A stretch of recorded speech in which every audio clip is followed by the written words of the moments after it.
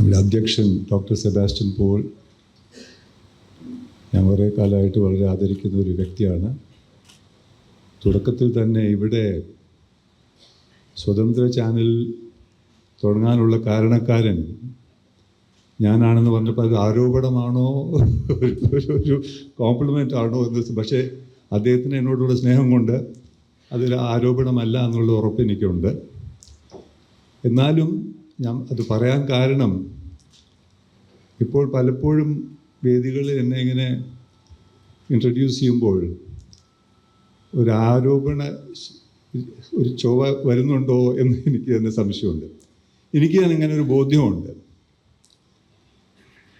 അത് മാധ്യമങ്ങളുടെ ഒരു അനിവാര്യമായ ഒരു രീതിയാണ്. നമ്മൾ ഒരു നവോത്ഥാന ബോധത്തോടെ ഒരു സംരംഭം തുടങ്ങുന്നു, അത് കൈവിട്ടു പോകും, അതിനൊരു കോർപ്പറേറ്റ് സ്വഭാവം വരും.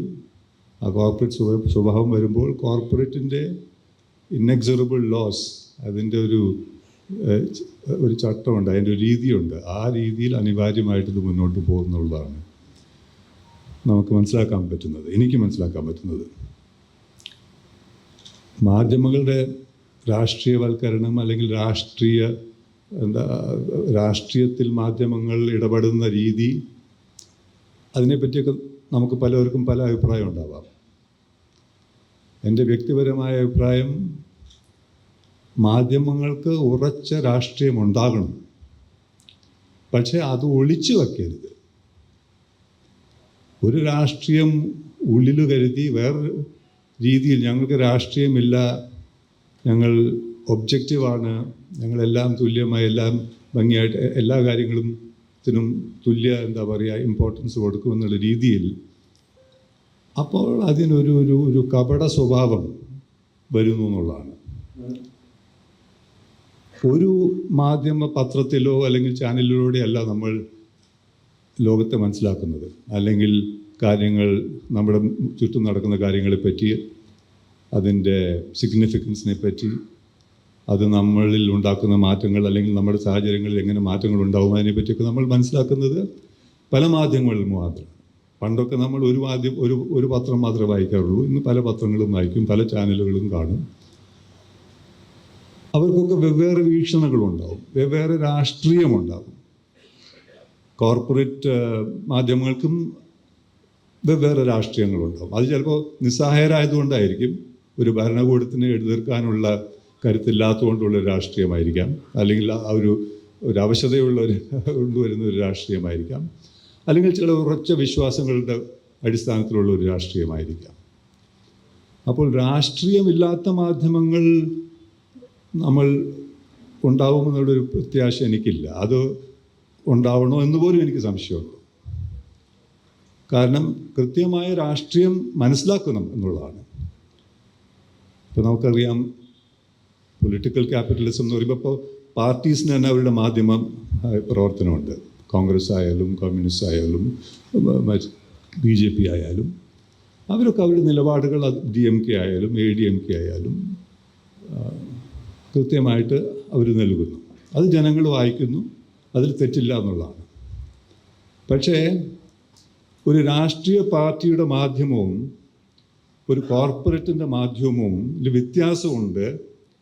ഈ രാഷ്ട്രീയ പാർട്ടിയുടെ മാധ്യമത്തിന് ആ ഒരു ലെവലില്ല, അതൊരു നിലവ് കുറഞ്ഞൊരു മാധ്യമമാണ് എന്നുള്ളൊരു തെറ്റിദ്ധാരണ അടുത്ത കാലത്ത് മാറ്റിയെടുക്കേണ്ട ഒരു സാഹചര്യം വരുന്നുണ്ട്. കാരണം കോർപ്പറേറ്റ് മാധ്യമങ്ങളും കൃത്യമായ രാഷ്ട്രീയം, കൃത്യമായ ഒരു എജൻഡ വെച്ചിട്ടാണ് പ്രവർത്തിക്കുന്നത് എന്നുള്ളത് നമുക്ക് വളരെ പ്രത്യക്ഷമായി മനസ്സിലാക്കാൻ പറ്റുന്നതാണ് അടുത്ത കാലത്ത്. അപ്പോൾ ആ തെറ്റിദ്ധാരണ മാറ്റിയെടുക്കണം. അത് ജനങ്ങൾ മാറ്റിയെടുത്തിട്ടുണ്ട്. ഇതൊരു പൗരനുള്ള ഒരു അവകാശം അല്ലെങ്കിൽ ഒരു സ്വാതന്ത്ര്യമാണ് മാധ്യമങ്ങൾക്കുമുള്ളത്, മാധ്യമ പ്രവർത്തനത്തിനുമുള്ളത്. നമ്മുടെ ഭരണകൂടത്തിലെ article 19(1) and 2. 19(1) freedom of speech and expression, freedom of movement, freedom to practise any profession എന്നുള്ള. 19(2) ആണ് restrictions, reasonable restrictions on freedom of speech. ഈ reasonable restrictions of freedom of speech നമ്മുടെ കോൺസ്റ്റിറ്റ്യൂവൻ്റ് അസംബ്ലിയിൽ ചർച്ച ചെയ്യപ്പെട്ടപ്പോൾ അത് വളരെ ഒരു കൗതുകമുള്ളൊരു ഞാൻ ശ്രദ്ധിച്ചിട്ടുള്ളത്, അതിന് നെഹ്റു പട്ടേൽ, അംബേദ്കർ ഒക്കെ അതിന് വേണം എന്നുള്ളൊരു, കാരണം അന്നത്തെ സാഹചര്യത്തിൽ അന്ന് തെലങ്കാനയിൽ ഒരു സെപ്പറേറ്റിസ്റ്റ് മൂവ്മെൻറ്റ് വരുന്നു, ഇത് വരുന്നു. പിന്നെ ഈ കാസ്റ്റ് സ്ലേഴ്സ്, അന്നത്തെ ഹരിജൻസ് എന്ന് വിശേഷിക്കുന്ന അവർക്കെതിരായിട്ടുള്ള പ്രയോഗങ്ങൾ, ഇതിനൊക്കെ തടുക്കാനാണ് reasonable restrictions on freedom of speech എന്നുള്ളത് അവതരിപ്പിച്ചത്. എന്നാൽ അംബേദ്കറിനും ഫ്രീഡം ഓഫ് സ്പീച്ച് റെസ്ട്രിക്ഷൻസ് വേണമെന്നുണ്ടായിരുന്നു. കാരണം ലോവർ കാസ്റ്റിന് അല്ലെങ്കിൽ higher caste will continue to write against, അവരെ ഇൻസേർട്ട് ചെയ്തുകൊണ്ടിരിക്കും. ഇതിനാകെ എതിർത്തത്, ഇതാണ് കൗതുകമായിട്ട്, ഇങ്ങനൊരു റെസ്ട്രിക്ഷൻ പാടില്ല, നമുക്ക് we should have full freedom of speech എന്ന് വാദിച്ചത് ശ്യാം പ്രസാദ് മുഖർജിയാണ്.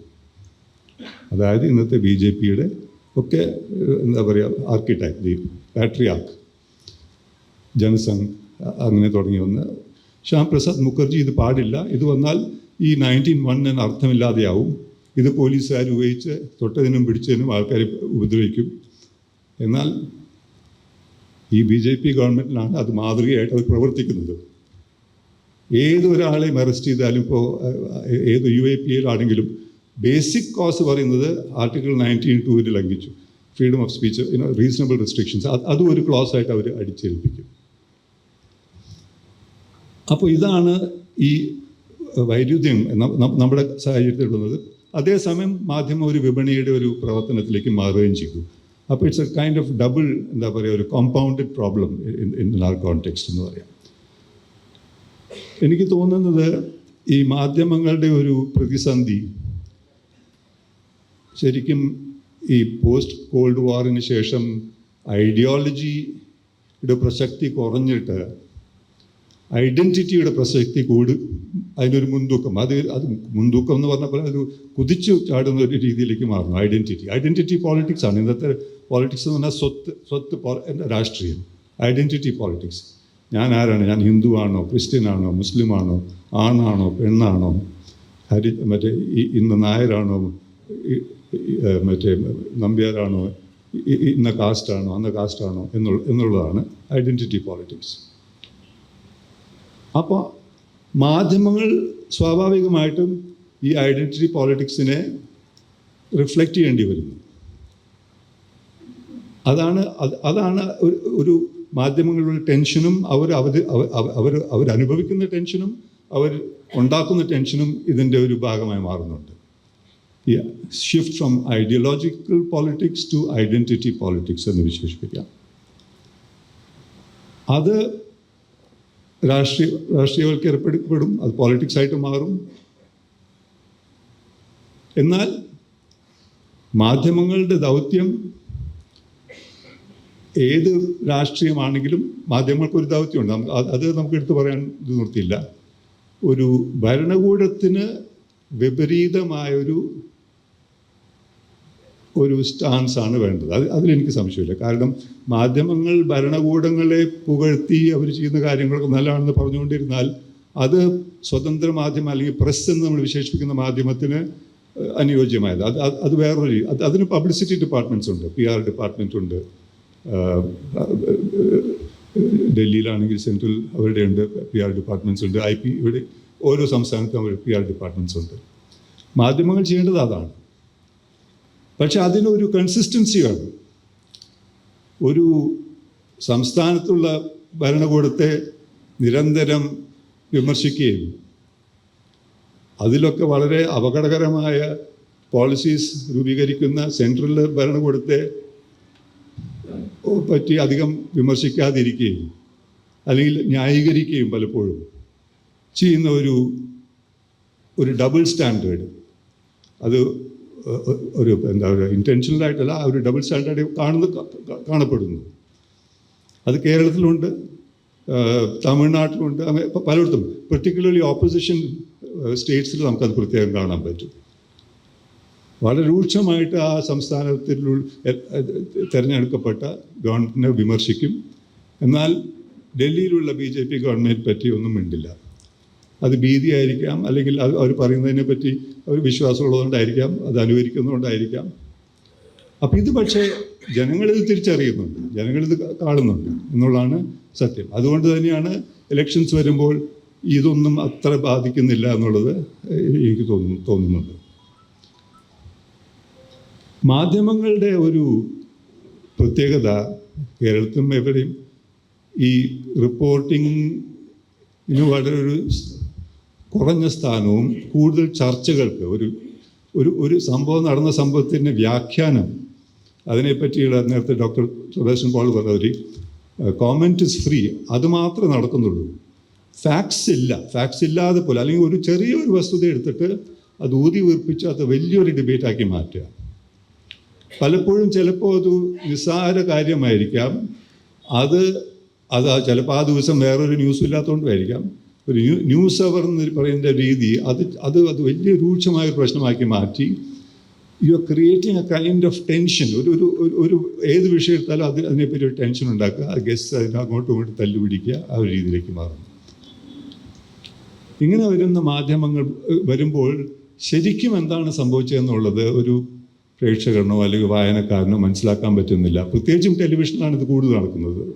സ്വാഭാവികമായിട്ടും നമുക്ക് കൃത്യമായിട്ട് എന്താ സംഭവിച്ചത്, എന്താണ് പ്രശ്നമുള്ളത് മനസ്സിലാക്കാൻ വളരെ വിഷമമാകുന്നു.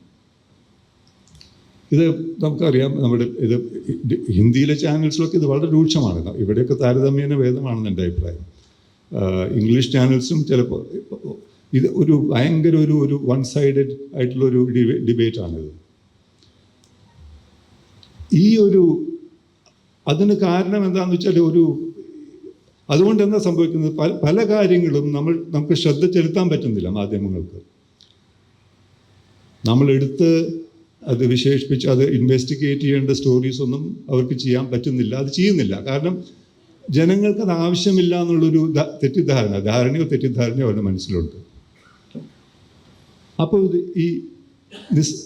the trivial, the ordinary is always made the extraordinary. What should be extraordinary and important is not covered at all. അതാണ് ഒരു രീതി. റഷ്യൻ പോയറ്റ് യെവ്തുഷെങ്കോ പറഞ്ഞിട്ടുണ്ട് പണ്ട്, when truth is replaced by silence, that silence is a lie. സത്യത്തിന് പകരം നമ്മൾ നിശബ്ദത പാലിച്ചാൽ ആ നിശബ്ദത നുണയാണ്. അങ്ങനെ ഒരുപാട് നുണകൾ നമ്മൾ പറഞ്ഞോ പറയാതെയോ ജനങ്ങളിൽ ഏൽപ്പിക്കുന്നുണ്ടെന്നാണ് സത്യം. വളരെ പ്രത്യക്ഷമായ ഒരു കാര്യമാണ് നമ്മൾ ചർച്ച ചെയ്യേണ്ടത്. കാരണം പക്ഷെ അത് ഡൽഹിയിലുള്ള ഭരണകൂടത്തിന് അത് പ്രശ്നമുണ്ടാവും. അപ്പോൾ അതിന് പകരം വേറെ എന്തെങ്കിലും ഒരു കാര്യം എടുത്തിട്ട് അതൊരു അജണ്ട സെറ്റിംഗ് ആക്കി മാറ്റുക. ഇതിപ്പോൾ ഈ BJP ഗവൺമെൻറ് ഇതൊരു പ്രാക്ടീസ് തന്നെയാണ്, ഒരു സ്റ്റോക്ക് ഇൻ ട്രേഡാണ്. എന്തെങ്കിലും മണിപ്പൂർ വലിയ പ്രശ്നമുണ്ടെങ്കിൽ അവർ വേറെ എന്തെങ്കിലും ഒരു പ്രശ്നം ഉണ്ടാക്കി ഇന്നാളെ പറ്റി എന്തെങ്കിലും പാർലമെൻറ്റിൽ വലിയ പ്രശ്നം ഉണ്ടാക്കും. അപ്പോൾ ശ്രദ്ധ അവിടെ ചെലുത്തും. അത് നിങ്ങൾക്ക് ശ്രദ്ധിച്ചാൽ അറിയാം, വളരെ സിസ്റ്റമാറ്റിക് ആയിട്ട് ചെയ്യുന്ന ഒരു കാര്യമാണ്. മാധ്യമങ്ങൾ ഇതേ രീതിയിലേക്ക് പോകുന്നു. ഇങ്ങനെ സംഭവം നടന്നില്ലെങ്കിലും അവരുടെ ഇതൊരു പ്രാക്ടീസായി മാറുന്നു. അപ്പോൾ agenda setting function of the media. ഇപ്പം ഞാനൊരു എഡിറ്ററാണ്, ഒരു ചാനലിൻ്റെ എഡിറ്ററാണ്, ഒരു പത്രത്തിൻ്റെ എഡിറ്ററാണെങ്കിൽ ഒരു എഡിറ്റോറിയൽ മീറ്റിങ്ങിൽ ഞാൻ പറയുന്നു, നമ്മുടെ ചാനൽ അല്ലെങ്കിൽ നമ്മുടെ പത്രത്തിൽ ഈ ന്യൂസ് മിസ് ചെയ്തു പോയി, നമുക്ക് ഈ ന്യൂസ് മിസ് ചെയ്തു പോയി എന്ന് പറഞ്ഞാൽ അതിൻ്റെ അർത്ഥം എന്താണ്? ലോകത്തിൽ ഒരു ദിവസം 10,000 ഒരുപാട് millions of things are happening അല്ലേ? അതെല്ലാം കവർ ചെയ്യാൻ പറ്റുന്നതല്ല. സോ നമ്മൾ എന്തുകൊണ്ടാണ് ചിലത് മാത്രമേ മാധ്യമങ്ങൾ എടുത്ത് വീണ്ടും എല്ലാവരും ഒരു 3-4 ന്യൂസ് കവർ ചെയ്യാനുള്ള കാരണം എനിക്ക് തോന്നുന്നത് ഇതാണ്. This A process. നമ്മൾ മിസ് ചെയ്യുമെന്ന് പറയുമ്പോൾ നമ്മുടെ ഉദ്ദേശം വേറൊരു ചാനലിൽ അല്ലെങ്കിൽ വേറൊരു പത്രത്തിൽ വന്നൊരു വാർത്ത നമ്മുടെ ചാനലിൽ അല്ലെങ്കിൽ നമ്മുടെ പത്രത്തിൽ വന്നില്ല. അപ്പോൾ ഒരു പത്രപ്രവർത്തകനെ സംബന്ധിച്ചിടത്തോളം ഇതിൻ്റെ ഇംപ്ലിക്കേഷൻ, ഞാൻ ഒരു വാർത്ത മിസ് ചെയ്യാണ്ടിരിക്കണമെങ്കിൽ മറ്റുള്ളവർ ചെയ്യുന്ന വാർത്തയും ഞാൻ ചെയ്യണം എന്നുള്ളതാണ്. അതിൻ്റെ ഒരു റിസൾട്ടായിട്ടാണ് ഒരു ദിവസം അല്ലെങ്കിൽ ഇതെങ്ങനെയാണ് ഒരു ചാനൽ ന്യൂസ് നമ്മൾ ഈ ചാനൽസ് നോക്കിയിട്ടുണ്ടെങ്കിൽ 4-5 വിഷയങ്ങൾ എല്ലാം ഒന്നായിരിക്കും. ഇതാരോ ഒരു മോസസിനെ പോലെ 10 കമാൻഡ്സ് പോലെ ആരോ പറയുകയാണ്, അതാണ് ഇന്നത്തെ ഹെഡ്ലൈൻസ് ഓഫ് ദ ഡേ, 1, 2, 3, 4, 5 ഇതാണെന്ന് പറഞ്ഞു കൊടുക്കുന്നുണ്ട്. പത്രങ്ങളിൽ ഇത്രയും കൂടി ഏകദേശം ഈ രീതിയിലാണ് അത് പ്രവർത്തിക്കുന്നത്. അപ്പോൾ ഈ fear of missing the news leads to a consensus on what is the news and restricts the agenda of the news. ഇതാണ് വാർത്ത എന്നുള്ളത് ഒരു അടിച്ചേൽപ്പിക്കുന്ന രീതിയിലാണത് അതിൻ്റെ ഒരു സ്വഭാവമായി മാറുന്നത്. അതൊരു ഭാഗത്ത്. രണ്ടാമത് റേറ്റിങ്സിൻ്റെ ഒരു പ്രശ്നം എന്താണെന്ന് വെച്ചാൽ റേറ്റിങ്സിന് ഒരു സയൻറ്റിഫിക് ബേസിസ് ഇല്ലാത്തൊരു കാലഘട്ടമാണിത്. കാരണം അതിൻ്റെ സാമ്പിൾ സൈസൊക്കെ അതിന് ആ ചർച്ചയിലേക്ക് ഞാൻ പോകുന്നില്ല. നമുക്കറിയാം കാരണം ഗോസ്വാമിയുടെ റിപ്പബ്ലിക് ചാനലിൻ്റെയൊക്കെ അവരെങ്ങനെയാണ് റേറ്റിങ്സ് ഫിക്സ് ചെയ്തത് അതിനെപ്പറ്റിയുള്ള ചർച്ചകൾ എല്ലാം നടന്നിട്ടുണ്ട്. പക്ഷെ റേറ്റിങ്സ് എന്ന് പറയുന്നത് മാധ്യമങ്ങൾക്ക് മാത്രം സംഭവിക്കുന്ന ഒരു പ്രശ്നമല്ല. ഇപ്പോൾ പൊതുവെ സമൂഹം തന്നെ ഒരു റേറ്റിങ്സ് മൈൻഡ് സെറ്റിലേക്ക് മാറി എന്നുള്ളതാണ്. ഒരു ബുക്ക് ഷോപ്പിൽ പോയാൽ ടോപ്പ് 10, ടോപ്പ് 20 അതെന്ത് അടിസ്ഥാനത്തിലാണെന്ന് നമ്മൾ ആരെങ്കിലും അന്വേഷിച്ചിട്ടുണ്ടോ? അല്ലെങ്കിൽ മാധ്യമങ്ങൾ അതിനെപ്പറ്റി അത് സെയിൽസിൻ്റെ ബേസിസിലാണോ അല്ലെങ്കിൽ ക്രിട്ടിക്കൽ ഇവാലുവേഷൻ്റെ ബേസിസിലാണോ? ഒരു മ്യൂസിക് സ്റ്റോറിൽ പോയാൽ top albums, top 10 albums, top 20 albums, on what basis is the rating done? സെയിൽസിൻ്റെ ബേസിസിലായിരിക്കാൻ സാധ്യമല്ല. കാരണം ചിലപ്പോൾ വളരെ മോശപ്പെട്ട പുസ്തകങ്ങൾ ഒരുപാട് വിറ്റ് പോകുന്നുണ്ടാവും. ഇതിനൊക്കെ ഒരു നിലവാരമുള്ള, പക്ഷേ ഏത് ബേസിലാണ് 1, 2, 3, 4 എന്ന് വരുന്നത്? അപ്പോൾ അതുപോലൊരു മിസ്റ്റീരിയസ് സാധനമാണ് റേറ്റിങ്സ്. ഈ റേറ്റിങ്സ് ആണ് നമ്മുടെ ഒരു അളവുകോൽ. എന്നാൽ അതിൻ്റെ അടിസ്ഥാനപരമായ ഒരു തെറ്റ് തന്നെ നമുക്ക് മനസ്സിലാക്കാൻ പറ്റുന്നു. പക്ഷേ ഇതാണ് റേറ്റിങ്സ് tyranny of ratings എന്ന് പറയുന്നത്. tyranny of ratings, the ratings mindset is ruling the roost, particularly in the media. അതിൻ്റെ വേറൊരു പ്രശ്നം അത് നമ്മുടെ സമൂഹത്തെ, നമ്മുടെ പൗരന്മാരുടെ ഇൻഡിപെൻഡൻസ്, സ്വതന്ത്രമായ ചിന്തിക്കാനുള്ള ഒരു കഴിവിനെ പറ്റിയും കഴിവിനെതിരായിട്ടുള്ളൊരു സംഭവമാണ്. കാരണം ഒരു 10-100 കൊല്ലം മുമ്പ് അല്ലെങ്കിൽ 70, the biggest achievements in science, technology, even philosophy were achieved against the grain of the popular.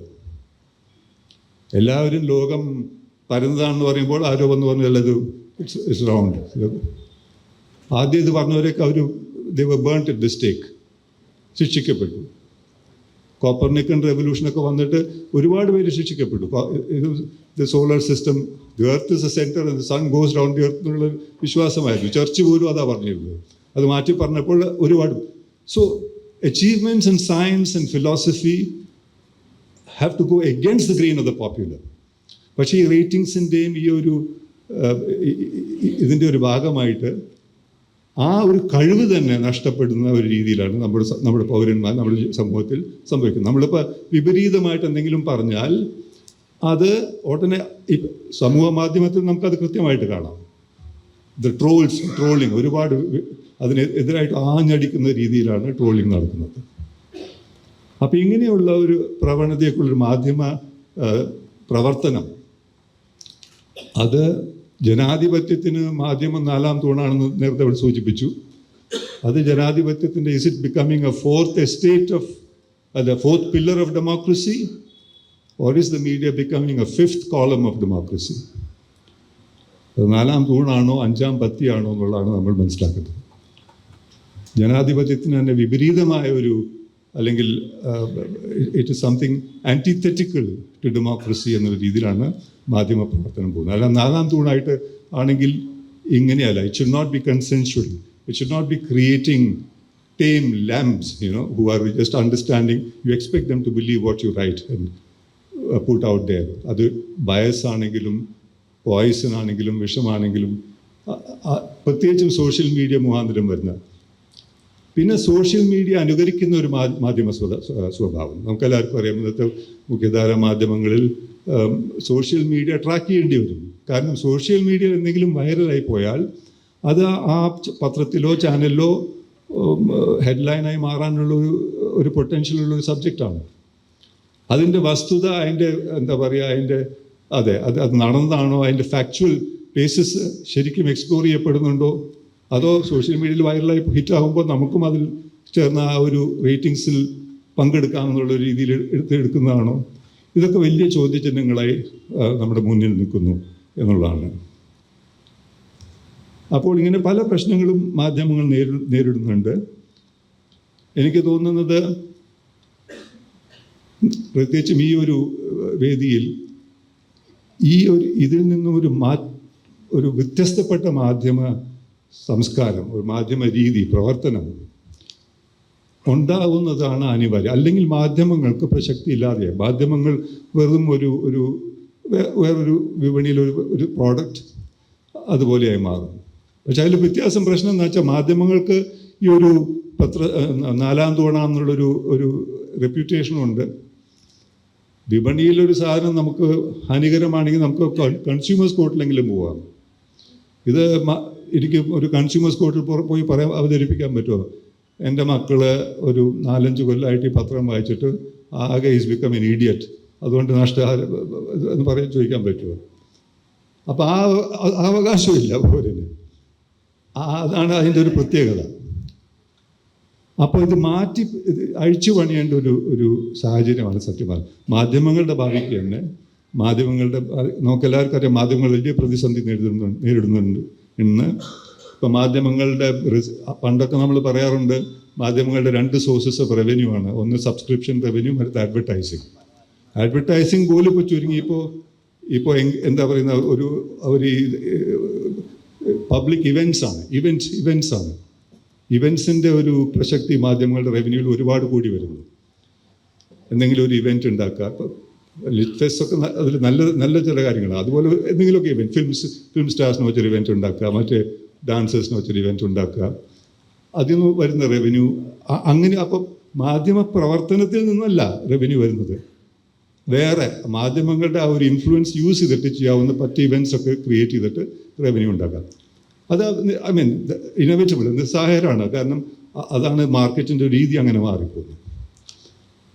അത് മാധ്യമങ്ങൾക്ക് ജനങ്ങളെ സ്പർശിക്കുന്നില്ല. ജനങ്ങൾക്ക് മാധ്യമങ്ങൾ ആവശ്യമുണ്ടോ ഇല്ലയോ എന്ന് ചോദിച്ചാൽ ഉണ്ടെന്നും ചിലർ പറയും, ഇല്ല എന്നും പറയാം. ചെറുപ്പക്കാർ പ്രത്യേകിച്ചും, ഞാനൊരു കോളേജ് ഓഫ് ജേർണലിസം നടത്തുന്നതുകൊണ്ട് ഞാൻ കുട്ടികളോട് ചോദിക്കും, നിങ്ങൾ പത്രം വായിക്കാറുണ്ടോ എന്ന് ചോദിക്കും. പത്രം വായിക്കാറില്ല. പക്ഷേ അവർ ഓൺലൈനാണ്, അതുകൊണ്ട് അവർ കാര്യങ്ങൾ അറിയാം. പക്ഷേ പത്രത്തിൻ്റെ ഒരു ഹൈറാർക്കിയിലല്ല അവർ കാര്യങ്ങളെ മനസ്സിലാക്കുന്നത്. പത്രത്തിൻ്റെ ഒരു സ്വഭാവം, അല്ലെങ്കിൽ നമ്മുടെ മുഖ്യധാര മാധ്യമങ്ങളുടെ സ്വഭാവം, അവർ മാധ്യമങ്ങളുടെ വാർത്തകളുടെ ഹൈറാർക്കി അവർ തീരുമാനിക്കുന്നു. ഇന്നതാണ് വലിയ തലക്കെട്ട്, അതാണ് ഏറ്റവും കൂടുതൽ ഇമ്പോർട്ടൻ്റ്. പക്ഷേ എൻ്റെ മക്കൾക്ക് അതല്ല. അവന് ആദ്യം സ്പോർട്സ് ആയിരിക്കും, അല്ലെങ്കിൽ മ്യൂസിക് ആയിരിക്കും, അല്ലെങ്കിൽ ഫുഡ് ആയിരിക്കും. അത് നല്ലതാണോ അല്ലേ എന്ന് ചോദിച്ചാൽ ഇറ്റ്സ് ഡിഫിക്കൾട്ട് ടു സേ. അപ്പോൾ അവർക്ക് വേറെ ചിലർക്ക് ട്രാവലായിരിക്കാം, ട്രാവലിനെ പറ്റിയുള്ള വിഷയമായിരിക്കാം, അല്ലെങ്കിൽ ജെൻഡർ ഇഷ്യൂസ് ആയിരിക്കാം, അല്ലെങ്കിൽ പെറ്റ്സ് ആയിരിക്കാം, ഡോഗ്സ് ആയിരിക്കാം. കാരണം അവർക്ക് നമ്മൾ ഇതാണ് വലിയ കാര്യം എന്ന് പറയുന്നത് അവർക്ക് വലിയ കാര്യമായി തോന്നുന്നില്ല. അത് അവരാരും ഇൻഫ്ലുവൻസ് ചെയ്തിട്ടൊന്നുമല്ല. അവർക്ക് ഇതറിഞ്ഞാലും അറിഞ്ഞില്ലെങ്കിലും അത്രേ കാര്യമുള്ളൂ എന്ന് അവർക്ക് മനസ്സിലാക്കിയിട്ടുണ്ട്. അപ്പോൾ അങ്ങനെയുള്ള ഒരു മാറ്റത്തിലേക്ക് പ്രത്യേകിച്ചും മില്ലിയനിയൽ പുതിയ തലമുറ മുന്നോട്ട് വരുമ്പോൾ മാധ്യമങ്ങൾ നേരിടുന്നുണ്ട്. അപ്പോൾ മാധ്യമങ്ങൾ അവരും കൂടുതൽ എൻ്റർടൈൻമെൻറ്റ് ബേസ്ഡ് ആവുന്നു. കൂടുതൽ ഈ പറഞ്ഞ പോലെ മറ്റുള്ള വാർത്തകളും, നമ്മൾ പണ്ടൊക്കെ പേജ് 3 ഫിനോമിനൻ എന്ന് പറയുന്നത്, പേജ് 3യിലാണ് ഇങ്ങനെയുള്ള കൗതുക വാർത്തകൾ, അല്ലെങ്കിൽ ഇന്ന് നടന്നു, ഇന്ന് ഭക്ഷണം കിട്ടും, ഇവിടെ ഒരു ഫാഷൻ ഷോ നടക്കുന്നുണ്ട്. ഇപ്പം അതിന് പേജ് 3 എന്ന് വിശേഷിപ്പിക്കാൻ പറ്റുമെന്ന് അറിയില്ല. അതിപ്പോൾ പത്രത്തിൽ മുഴുവനും ഉണ്ട്, അല്ലെങ്കിൽ ചാനൽ അതൊരു വലിയ ഭാഗമായി മാറിയിട്ടുണ്ട് മാധ്യമങ്ങളുടെ. പക്ഷെ ഇതിൽ വലിയ തെറ്റില്ല എന്ന് പോലും ഇതിനെ ഈ ഒരു വീക്ക്നെസ്സിനെ ഒരു സ്ട്രെങ്ത് ആക്കി മാറ്റാം. ലോകം അറിയുന്ന ഏറ്റവും വലിയ ജേർണലിസ്റ്റിൽ കാൾ മാർക്സ് ഒന്നായിരുന്നു. മാർക്സിൻ്റെ പത്രപ്രവർത്തനത്തിനെ പറ്റി അത് നമ്മൾ പഠിച്ചാൽ അറിയാം. അദ്ദേഹം, if he was not nothing else he would have been the greatest journalist of the 19th century എന്ന് വിശേഷിപ്പിച്ചിട്ടുണ്ട് അദ്ദേഹത്തിൻ്റെ ഒരു ബയോഗ്രഫർ.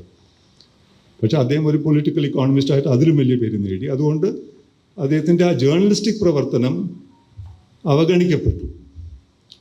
പക്ഷേ കാൾ മാർക്സ് നമുക്ക് എത്ര പേർക്ക് അറിയാമെന്നറിയില്ല, he was the chief of bureau in Europe of the Herald Times, അന്നത്തെ ഒരു ന്യൂസ് പേപ്പറാണ്, ന്യൂയോർക്ക് ഹെറൽഡ്. അതിൻ്റെ ചീഫ് ഓഫ് ബ്യൂറോ ആയിരുന്നു. അന്നത്തെ he was one of the highest paid journalist. അന്നത്തെ എഡിറ്ററുടെ സ്റ്റേറ്റ്മെൻറ്റ് ഞാൻ വായിച്ചിട്ടുണ്ട്. £5 per ആർട്ടിക്കിൾ അന്ന് കിട്ടിയത്. 19th century, 19ാം നൂറ്റാണ്ടിലെ കാര്യമാണ് പറയുന്നത്. 1842 തൊട്ടാണ് അദ്ദേഹത്തിൻ്റെ ജേർണലിസം തുടങ്ങുന്നത്. 10-15 കൊല്ലം ഈ പേപ്പറിൽ അദ്ദേഹം എല്ലാ ആഴ്ചയും എഴുതും. 500ഓളം കോളംസ് എഴുതിയിട്ടുണ്ട് അദ്ദേഹം ഒരു 10 കൊല്ലത്തിൽ. അപ്പോൾ ഏകദേശം ഓരോ ആഴ്ച 52 ആഴ്ചയാണല്ലോ ഒരു കൊല്ലം, ഏകദേശം ഓരോ ആഴ്ച ഒരു കോളം. ഈ കോളം എന്ന് പറഞ്ഞാൽ ഇന്നത്തെ പോലെ 400 വാക്ക് 500 വാക്കൊന്നുമില്ല. It runs into many pages. ഒരു വലിയ ഒരു ഇൻവെസ്റ്റിഗേറ്റീവ് പീസായിരിക്കും. ഇന്ത്യയിൽ നടക്കുന്ന കാര്യങ്ങൾ, ചൈനയിൽ നടക്കുന്ന ഓപ്പിയം വാറിൻ്റെ സാഹചര്യം വരുന്നത്, അല്ലെങ്കിൽ സ്പെയിനിൽ നടക്കുന്നത്, ലോകമുള്ള ഇത് അമേരിക്കൻ ന്യൂസ് പേപ്പറാണ്. അതിൻ്റെ യൂറോപ്യൻ കോറസ്പോണ്ടൻ്റാണ് അദ്ദേഹം. അതിന് മുമ്പ് തന്നെ അദ്ദേഹം ജർമ്മൻ ന്യൂസ് പേപ്പേഴ്സ് റൈനിഷ സൈറ്റും നോയർ റൈനിഷ സൈറ്റും എന്ന് പറഞ്ഞ പത്രം റൈൻലൻഡ്, അന്നത്തെ ഓസ്ട്രോ ഹംഗേറിയൻ റൈൻലൻഡ് ഏരിയയിലെ പത്രത്തിൻ്റെ എഡിറ്റേഴ്സായിരുന്നു. പക്ഷേ അന്നത്തെ ഭരണകൂടത്തിനെതിരായിട്ട് അദ്ദേഹത്തിന് അവിടുന്ന് ഒളിച്ചോടി പോകേണ്ടി വന്നു. എന്നിട്ട് പാരീസിൽ പോയി ശരണം നേടി കുറച്ചു കാലം. പിന്നിട്ടാണ് ലണ്ടനിൽ വന്ന് ഇത് യൂറോപ്യൻ കോറസ്പോണ്ടൻറ്റ് ഓഫ് ഹെറൽഡ് ട്രിബ്യൂൺ ആവുന്നത്. അപ്പോൾ മാർക്സിൻ്റെ അദ്ദേഹത്തിൻ്റെ പത്രപ്രവർത്തനത്തിലൂടെയാണ് കമ്മ്യൂണിസ്റ്റ് മാനിഫെസ്റ്റോൻ്റെ ഒരു ഡിസ്റ്റിലേഷൻ ആണ് അദ്ദേഹം പത്രപ്രവർത്തനത്തിൽ എഴുതേണ്ട ഒരു ഡിസ്റ്റിലേഷനാണ് കമ്മ്യൂണിസ്റ്റ് മാനിഫെസ്റ്റോ എന്നുള്ളൊരു അനാലിസിസ് ഉണ്ട്. കാരണം അന്ന് കമ്മ്യൂണിസ്റ്റ് മാനിഫെസ്റ്റോ അദ്ദേഹം എഴുതുമ്പോൾ അന്ന് കുറച്ച് പേര് അദ്ദേഹം ജീവിച്ചിരിക്കുമ്പോൾ കുറച്ച് പേർക്ക് കമ്മ്യൂണിസ്റ്റ് മാനിഫെസ്റ്റോ വായിക്കാൻ പോലും പറ്റിയിട്ടുള്ളൂ. ഈ 1848 റെവല്യൂഷനിലെ ചില വെറ്ററൻസൊക്കെ ജർമ്മനിലായിരുന്നു അത് വായിക്കാറുണ്ട്. പക്ഷെ അന്ന് അദ്ദേഹത്തിൻ്റെ കോളംസ് 300,000 പീപ്പിൾ, അത് 3 ലക്ഷം വായനക്കാരുണ്ടായിരുന്നു. എവറി വീക്ക് ദേ വർ റീഡിങ് കാൾ മാർക്സ്. പലതും മാർക്സും എംഗൽസും ഒരുമിച്ച് എഴുതിയത് വേറെയുണ്ട്, ഹോൾ സെറ്റ് ഓഫ് ആർട്ടിക്കിൾസ്. അപ്പോൾ ചുരുക്കത്തിൽ ഗാന്ധിയെപ്പോലെ Karl Marx was a tremendous journalist. But ഗാന്ധിയെപ്പോലെ അദ്ദേഹത്തിൻ്റെ identity is as not as a journalist, is as a person who heralded a political revolution. പക്ഷേ അദ്ദേഹത്തിന് ആ ജേർണലിസ്റ്റിക്, അതായത് ലെഫ്റ്റ് മീഡിയയെ സംബന്ധിച്ചിടത്തോളം കാൾ മാർക്സ് ഒരു മാതൃകയാണ്. അത് ആദ്യം നമ്മൾ മനസ്സിലാക്കണം. കാരണം അദ്ദേഹത്തിന് അതിൽ വേണ്ട പോലെ ആ ഒരു ഇമ്പോർട്ടൻസ്, പ്രസക്തി ഉണ്ടായിട്ടുണ്ടെന്ന് എനിക്ക് തോന്നുന്നില്ല.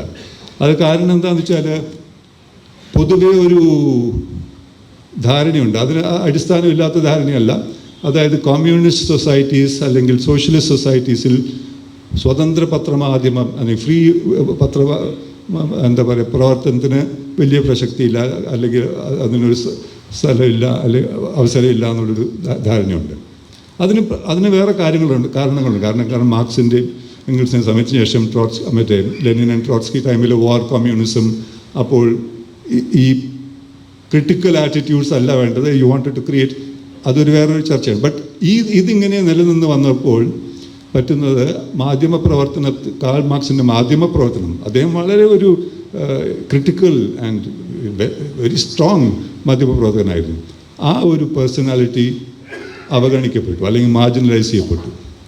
അത് തിരിച്ച് നമ്മൾ കണ്ടുപിടിക്കണം. അദ്ദേഹത്തെ we have to rediscover rediscover എന്ന് വെച്ചാൽ അത് we must recelebrate Karl Marx as a journalist. അപ്പോൾ മാർക്സിൻ്റെ എഴുത്തുകളിൽ ഒരു കാര്യം പറഞ്ഞത് എനിക്ക് വളരെ, അതും കൂടി പറഞ്ഞിട്ട് നിർത്താം. അദ്ദേഹം പറയുന്നത് അദ്ദേഹത്തിൻ്റെ കാലഘട്ടത്തിൽ വലിയ ഇക്കോണമിസ്റ്റ് എന്ന് പറയുന്നത് തോമസ് മാൽത്തൂസ് ആയിരുന്നു. മാൽത്തൂസിൻ തിയറി എന്നൊക്കെ നമ്മൾ കണ്ടു. മാൽത്തൂസ് ഈ ഫുഡ് പ്രൊഡക്ഷൻ ആൻഡ് പോപ്പുലേഷൻ തമ്മിലുള്ള food production goes incrementally, population increases quantitatively geometrically, അതുകൊണ്ട് food production will not keep pace with population എന്നുള്ള തിയറി അതൊക്കെ has been disproved. But that time അതൊക്കെ കത്തി നിൽക്കുന്ന ഒരു കാലഘട്ടമാണ്. He was considered one of the biggest economist of the time. അപ്പോൾ Karl Marx എഴുതിയിട്ടുണ്ട്, മാൽത്തൂസ് വായിക്കുന്നതിനെക്കാട്ടിലും ഭേദം ചാൾസ് ഡിക്കൻസിനെ വായിക്കുകയാണെന്ന്. കാരണം ചാൾസ് ഡിക്കൻസ് നോവൽസാണ് എഴുതുന്നത്. പക്ഷേ അദ്ദേഹത്തിൻ്റെ നോവലിൽ ഇംഗ്ലീഷ് സൊസൈറ്റി, അവിടെ നടക്കുന്ന അന്യായം, ഇനീക്വാളിറ്റി, കുട്ടികളെ ട്രീറ്റ് ചെയ്യുന്ന രീതി, ദി ബോണ്ടഡ് ലേബർ, വേജ് ലേബറിന് എതിരായിട്ട് ക്യാപിറ്റലിസത്തിൻ്റെ പ്രവർത്തനം, അതൊക്കെ വളരെ ഭംഗിയായിട്ട് ചിത്രീകരിച്ചിട്ടുണ്ട്. അത് സത്യാവസ്ഥയാണ്. അത് നമ്മൾ വായിച്ചാൽ we will understand English society far better than reading Thomas Malthus എഴുതിയിട്ടുണ്ട്. ഇന്നെനിക്ക് തോന്നുന്നത് അതുപോലെ ഒരു സാഹചര്യം, കാരണം മാധ്യമങ്ങളുടെ പ്രസക്തി ഇങ്ങനെ കുറഞ്ഞു വരുമ്പോൾ അതേസമയം ഈ OTT പ്ലാറ്റ്ഫോംസിൻ്റെയൊക്കെ വികസനത്തിൽ നമുക്കറിയാം, ഇപ്പോൾ കേരളത്തിൽ തന്നെ ചെറുപ്പക്കാർ, വളരെ ബ്രില്യൻ്റായ ചെറുപ്പക്കാർ ഒരുപാട് ഫിലിംസ് ഉണ്ടാക്കുന്നുണ്ട്, സിനിമകൾ അല്ലെങ്കിൽ സീരിയൽസ്, കൂടുതൽ ഫിലിംസാണ് കേരളത്തിലെ സംബന്ധിച്ചിടത്തോളം. ഇപ്പോൾ ഇന്ത്യ ഒട്ടാകെ കേരളത്തിലെ ഫിലിം മേക്കേഴ്സ് എന്ന് പറഞ്ഞാൽ വളരെ അഭിമാനത്തോടെ നമുക്ക് തലപൊക്കി നടക്കാം. ഇന്ത്യയിൽ എല്ലാവരും, നോട്ട് ഓൺലി ഇൻ ഇന്ത്യ, എന്നാൽ there people who came from England who Z V heard so much about, അവർക്ക് പേരുകൾ പോലും അറിയാം മലയാളം സിനിമകളുടെ, ഈ ചെറുപ്പക്കാർ ചെയ്യുന്ന സിനിമകൾ. അതിനൊക്കെ നോക്കിയിട്ടുണ്ടെങ്കിൽ അതിൽ 80% ഒരു ന്യൂസ് പേഗ് ഉണ്ടാവും, ഒരു നടന്ന കാര്യമായിരിക്കും. സാധാരണ ജീവിതത്തിൽ നടന്ന ഒരു ബുദ്ധിമുട്ട്, ഒരു അനുഭവിച്ചൊരു ബുദ്ധിമുട്ട്, അല്ലെങ്കിൽ നടന്ന ഒരു കൊലപാതകമൊന്നും വേണമെന്നില്ല, പല ചെറിയ കാര്യം വെച്ചാൽ ഭംഗിയായിട്ടുള്ളൊരു ചിത്രീകരണമാണ് വരുന്നത്. This is something like what Charles Dickens did. I mean you write about a society, the issues. അപ്പോൾ വാർത്തകളെ എങ്ങനെ ജനങ്ങളിൽ, വാർത്തകളുടെ ഒരു സ്വത്ത്, അതിൻ്റെ ഒരു എസെൻസ് എങ്ങനെ ജനങ്ങളിൽ ഏൽപ്പിക്കാമെന്ന് വരുമ്പോൾ അതിന് നമ്മൾ വെറുതെ ഒരു ഡ്രൈ റിപ്പോർട്ടാജായിട്ട് മാത്രം ചെയ്യണമെന്നില്ല. ആ ഡ്രൈ റിപ്പോർട്ടാജ് പോലും ഇല്ല. ഇപ്പോൾ ന്യൂസ് ചാനൽസിലൊന്നും എന്താ പറയുക, ന്യൂസ് റിപ്പോർട്ട്സ് ഇല്ല, ഹെഡ്ലൈൻസ് ഒന്നും ഇല്ല. ഇപ്പോൾ ന്യൂസ് അവറാണ് സ്റ്റേറ്റ്, ഇന്ന് നടന്നു ഇനി ഹെഡ്ലൈൻ, അതിനെപ്പറ്റി ചർച്ച, അതിനെപ്പറ്റി തല്ലുപിടിപ്പിക്കുക എന്നുള്ളതാണ്. അപ്പോൾ ഇങ്ങനെയുള്ള വ്യത്യസ്തപ്പെട്ട രീതികൾ മാധ്യമ പ്രവർത്തനത്തിൻ്റെ ഒരു ഭാഗമായി മാറും എന്നാണ് എൻ്റെ വിശ്വാസം. അല്ലെങ്കിൽ അതിൽ നിന്നാണ് ജനങ്ങൾക്ക് കൂടുതൽ നടക്കുന്ന കാര്യങ്ങളെപ്പറ്റി ഒരു എൻഡ്യൂറിംഗ് ആയിട്ടുള്ള ചില വാല്യൂസ് മനസ്സിലാക്കാൻ പറ്റുക എന്നുള്ളതും എനിക്ക് തോന്നുന്നുണ്ട്. അപ്പോൾ ഇങ്ങനെയുള്ള മാറ്റങ്ങൾ വരുന്നത് നല്ലതാണ്. അതുകൊണ്ട് മാധ്യമപ്രവർത്തനം അങ്ങനെ ഒരു ഫ്രോസൻ, ഒരു ഓസിഫൈഡ് ഒരു ഫോമായിട്ട് പോവില്ല എന്നും നമുക്ക് വേണമെങ്കിൽ പ്രത്യാശിക്കാം. അപ്പോൾ ഇതൊക്കെയാണ് എനിക്ക് പറയാനുള്ളത്. മാധ്യമപ്രവർത്തനം ഒരു ക്രോസ് റോഡ്സിലാണ്, ഒരു പ്രതിസന്ധിയിലാണ്. മാധ്യമപ്രവർത്തനത്തിൻ്റെ ഭാവി എന്താണ്? ഇപ്പോൾ ആർട്ടിഫിഷ്യൽ ഇൻ്റലിജൻസ് വന്നാൽ എന്താ പറ്റുക? ഇതൊക്കെ മാധ്യമങ്ങളെ വളരെ കുലുക്കുന്ന ഒരു പ്രശ്നമാണ്. ആർട്ടിഫിഷ്യൽ ഇൻ്റലിജൻസ് വന്ന് മാധ്യമപ്രവർത്തകരുടെ ജോലി ഇല്ലാതെയാക്കുമോ? പല രംഗത്തിലും അത് നടക്കും. കാരണം സ്വാഭാവികമായിട്ട് ഒരു sports report, factual reporting, agency കോപ്പിയിൽ നിന്ന് റിപ്പോർട്ട് ഉണ്ടാക്കുക, അതിനൊന്നും ഒരു ആൾ അവിടെ ഇരുന്ന് ചെയ്യണമെന്നില്ല. Artificial intelligence will do it far better. എന്നാൽ മാധ്യമപ്രവർത്തനത്തിൻ്റെ ഒരു ഭാഗം ആർട്ടിഫിഷ്യൽ ഇൻ്റലിജൻസിന് ഒരിക്കലും റീപ്ലേസ് ചെയ്യാൻ പറ്റില്ല. കാരണം അതാണ് റിപ്പോർട്ടിങ്, ഫീൽഡ് റിപ്പോർട്ടിങ്. ആ ഫീൽഡ് റിപ്പോർട്ടിംഗ് വേണ്ട പോലെ മാധ്യമത്തിലുണ്ടോ എന്ന് ചോദിച്ചാൽ കേരളത്തിൽ താരതമ്യേന ഭേദമാണ്. ഇംഗ്ലീഷ് ചാനൽസൊന്നും ഫീൽഡ് റിപ്പോർട്ടിങ്ങേ ഇല്ല. അവർ എവിടുന്നോ കേട്ട വാർത്ത വെച്ച് സ്റ്റുഡിയോ ഡിസ്കഷനാണ് അതിനെപ്പറ്റി. ഫീൽഡ് റിപ്പോർട്ടിംഗ് ആർട്ടിഫിഷ്യൽ ഇൻ്റലിജൻസിന് എന്തുകൊണ്ട് അത് അനുകരിക്കാൻ പറ്റില്ല എന്ന് ചോദിച്ചാൽ, കാരണം ഫീൽഡ് റിപ്പോർട്ട് ഇപ്പോൾ ഇവിടെ നടന്നത് ഇത്ര പേർക്ക് നമുക്ക് അറിയുള്ളൂ. ഒരു artificial intelligence cannot know what happen to report it genuinely. അപ്പോൾ ആ ഒരു direct contact with people or a situation or a developing story, ആ ഒരു ഏരിയ മാധ്യമപ്രവർത്തനത്തിൽ അതിന് കൂടുതൽ പ്രസക്തി ഉണ്ടാവും ഭാവിയിൽ. കാരണം അത് ഈ ആർട്ടിഫിഷ്യൽ ഇൻ്റലിജൻസിൽ നിന്നും നേരിടുന്ന വെല്ലുവിളി കൊണ്ട് മാത്രമെങ്കിലും അത് മാറും. അപ്പോൾ അങ്ങനെയുള്ള ചില മാറ്റങ്ങളുടെ ഒരു സൂചനയും നമ്മുടെ ഭാവിയിലുണ്ട് എന്നെനിക്ക് തോന്നുന്നുണ്ട്. അതുകൊണ്ട് ചുരുക്കത്തിൽ കേരളം പോലൊരു സ്ഥലത്താണ് ഇങ്ങനെ ഒരു വിപ്ലവകരമായ മാറ്റം ഉണ്ടാകാൻ സാധ്യത. കാരണം ഇവിടെ എല്ലാവരും സാക്ഷരരാണ്, അവർക്ക് ബോധം, രാഷ്ട്രീയ ബോധമുണ്ട്, സാമൂഹിക ഉത്തരവാദിത്വ ബോധമുണ്ട്, പലതിനെപ്പറ്റിയും ഉറച്ച അഭിപ്രായങ്ങളുണ്ട്. അതിനെപ്പറ്റി നമുക്ക് യോജിക്കാമല്ല യോജിക്കാതിരിക്കാം, എന്നാലും അഭിപ്രായമുണ്ട് തീർച്ചയായിട്ടും. It's a very mature media society, very mature. Robin Jeffrey ഒക്കെ എഴുതിയ പോലെ it's a most mature media society in the country. അപ്പോൾ ഇവിടെയാണ് ഈ ഒരു മാറ്റത്തിന് തന്നെ ഒരു അവസരമുണ്ടാവുക. ആ അവസരത്തിന് ഇടതുപക്ഷ എന്താ പറയുക, ഇതിൽ ഇടപെടുന്ന ഇടതുപക്ഷ രംഗത്തൂടെ ആണ് ഈ തുടക്കമുണ്ടാവുക എന്നാണ് എൻ്റെ വിശ്വാസം. അതിലേക്ക് നമ്മൾ ശ്രദ്ധ ചെലുത്തണം, അതിൽ പ്രവർത്തിച്ച് ഇത് സജീവമാക്കി മാറ്റിയെടുക്കണം എന്നുള്ളതാണ് ഈ മാധ്യമപ്രവർത്തനത്തിൻ്റെ രീതി. എൻ്റെ അഭ്യർത്ഥന, എൻ്റെ my hope. And I thank you very much for this opportunity, and I'm very happy to to declare the seminar open. Thank you very much.